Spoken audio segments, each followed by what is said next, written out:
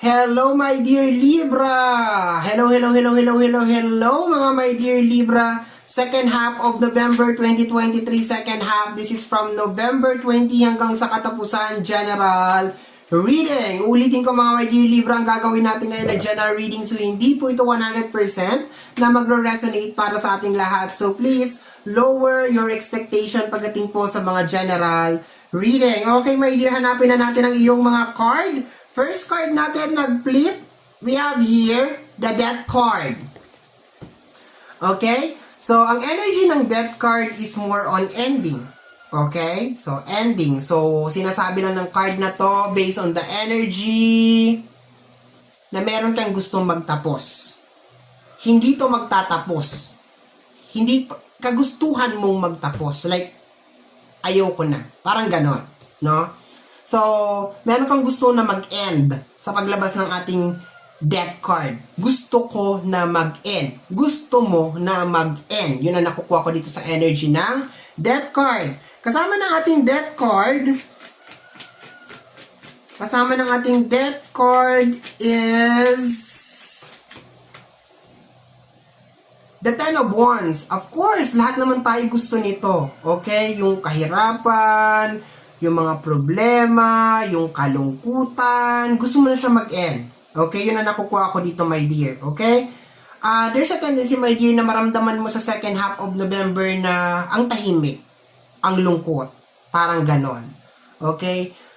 Malaki din ang posibilidad, my dear, na maramdaman mo yung pagod. 'Di ba? Kasi all this time, lumalaban ka lang ng lumalaban, tapos, 'di ba?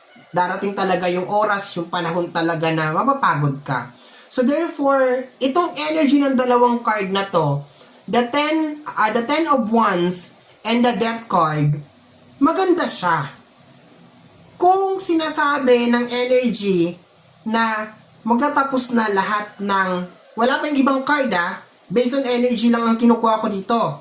Kung sasabihin ng Death card at saka ng Ten of Wands na Libra, magtatapos na yung mga pagsubok mo sa buhay. Hindi kasi yun ang nakukuha ko eh. Ang nakukuha ko kasi, ikaw mismo, nagmamanifest ka na tama na. Ayoko nang maghirap, ayoko na ng ganitong pakiramdam, ayoko na ng ganitong feelings, hindi na ako natutuwa, hindi na ako nag-i-enjoy. So, ikaw mismo ang nagsasabi, hindi ang universe. Okay? So, paano magiging maganda to? Magiging maganda to, my dear, kung bibigyan mo ng action. Gusto mo magtapos ang isang bagay? Gawin mo ng action. Okay? Tingnan natin, my dear. Kung may kinalaman man to, my dear, sa usapin ng pinansyal, problema, trabahuin natin, di ba? The Six of Pentacles, posibleng may kinalaman sa usapin ng obligasyon. Kasi very generous, very kind, sobrang bait talaga niyan ng ating, bakit para akong Bombay? Sobrang bait talaga niyan ng ating Six of Wands na nagmekos-mekos. Diba? Sobrang bait ng ating Six of Pentacles. This is more on giving, sharing. So, itong combination ng tatlong card na to, ito yung energy ng breadwinner. Ito din yung energy ng independent na tao. Yun, super independent na kung ano yung gusto mong makuha, ikaw lang mismo yung gagawa, something like that. Ang hirap talaga, my dear, kung ikaw ay independent. Diba? Ang hirap. Kasi may mga bagay kang gusto na mangyari sa buhay mo na ikaw lang din mismo ang gagawa. Gusto ko nito. Gusto ko ng tubig. Ikaw mismo yung tatayo. Wala kang mautusan, oy, bigyan mo nga ako ng tubig. Ang hirap. Sa una, kaya mo kasi, my dear, na mind over matter. Ay, okay lang yan. Pero habang tumatagal, ang dami-dami nang papasok sa isip mo, parang kakalungkot naman. Wala na sigurong nagmamahal sa akin kasi kahit ultimo kumuha naman lang ng tubig, walang kumukuha para sa akin. Yung mga ganon. Kasi independent ka nga eh. Diba? Most of the time, ang makaka-experience sa mga ganito is yung mga single. Yeah, shout out sa mga single out there. Ayan, diba? Alam niyo na yan. Independent.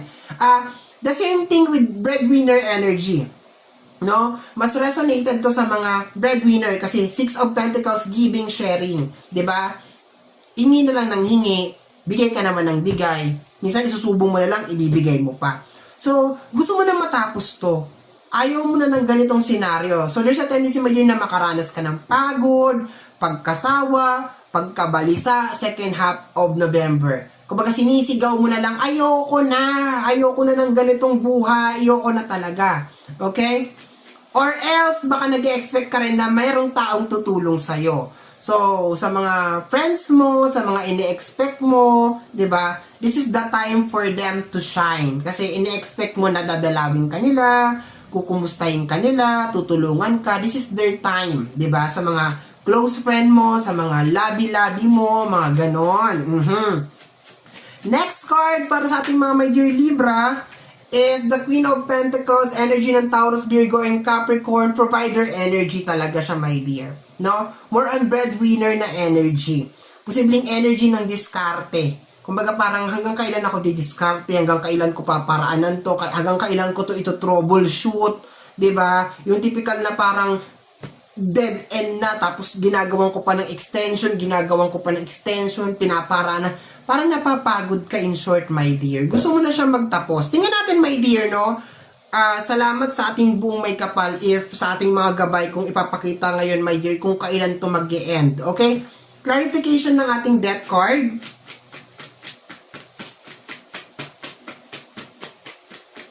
Clarification ng ating death card. Additional message. Thank you po. Ang dami, ha?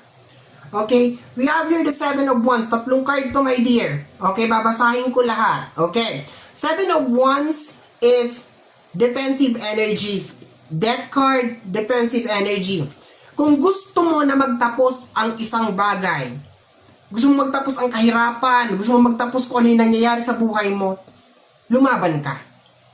Kasi kung ngayon pa lang may susuko ka, hindi yan matatapos. Okay? Hindi yan masusolusyonan. You need to fight. Kailangan mong lumaban. The 7 of Wands, the defensive energy, ang kasama niya, my dear, is the Queen of Wands. Diba? Nanghingi ako ng guide. Binigyan tayo ng 3 guide. Queen of Wands is energy of meditation. Okay? Relax.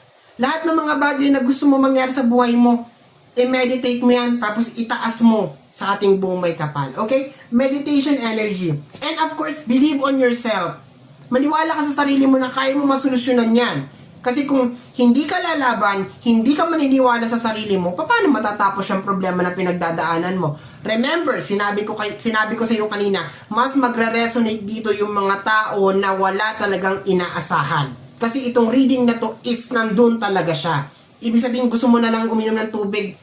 Uy, paabot naman ako, ikaw pa rin ang gagawa.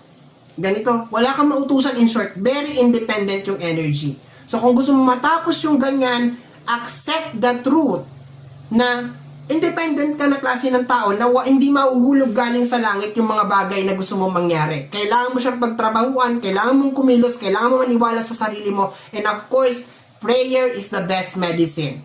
Meditate.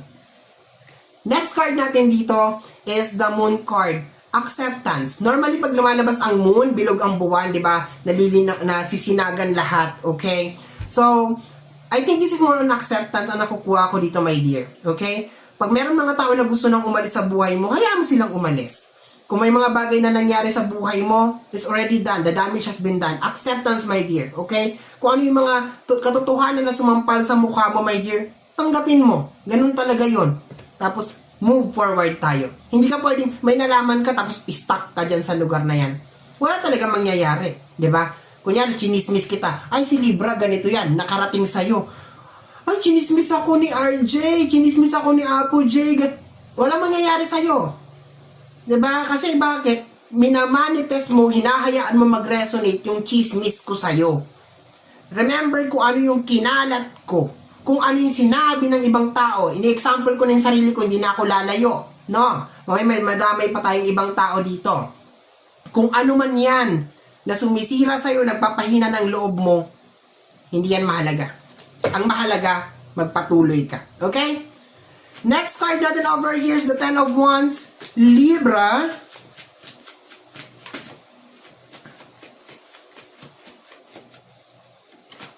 Ten of Wands. O, dalawa na to.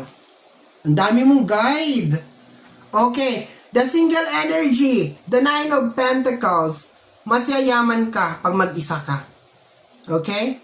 Mas yayaman ka pag umalis ka sa comfort zone mo.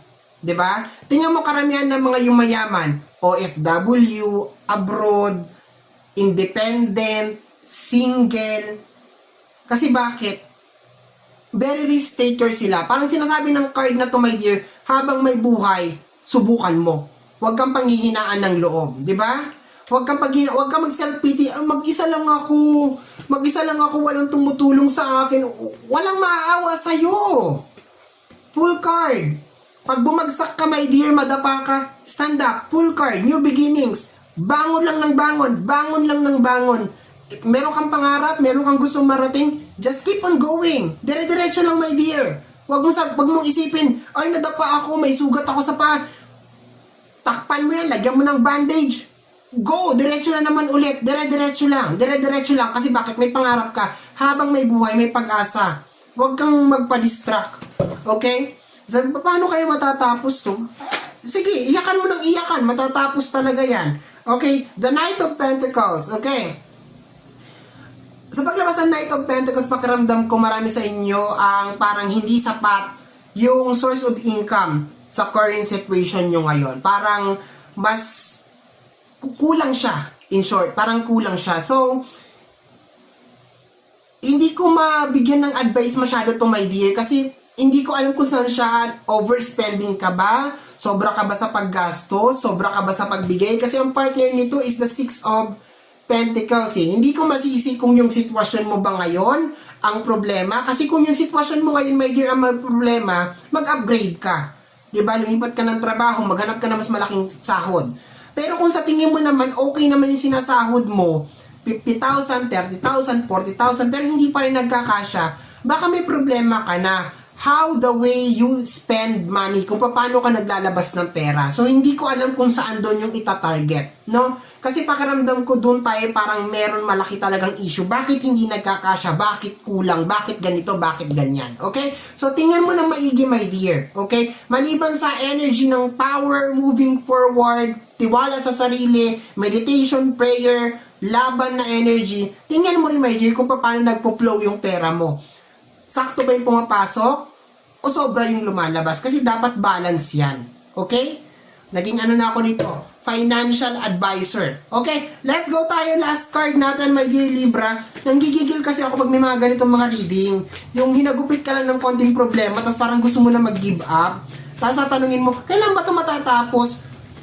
Hindi matatapos yan kung hindi mo tatapusin. Gigigil ako sa'yo. Last card. Libra.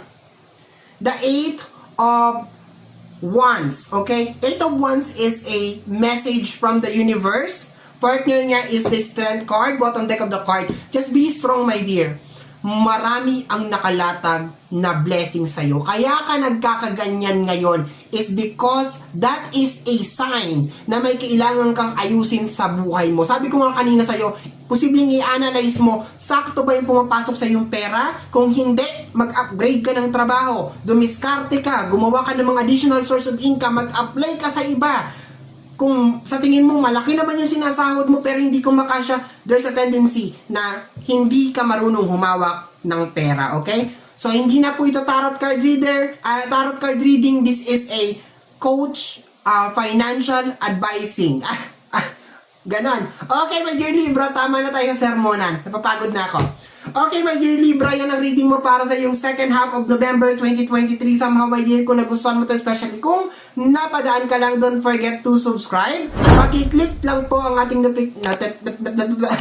ang ating notification bell para ma-update ka sa aking mga upload, and free to like, free to share, free to comment sa lahat ng ating mga videos. Once again, my name is RJ, also known as Apple J. Maraming salamat po, and until next time, bye-bye! Thank you, my dear. Maraming salamat po!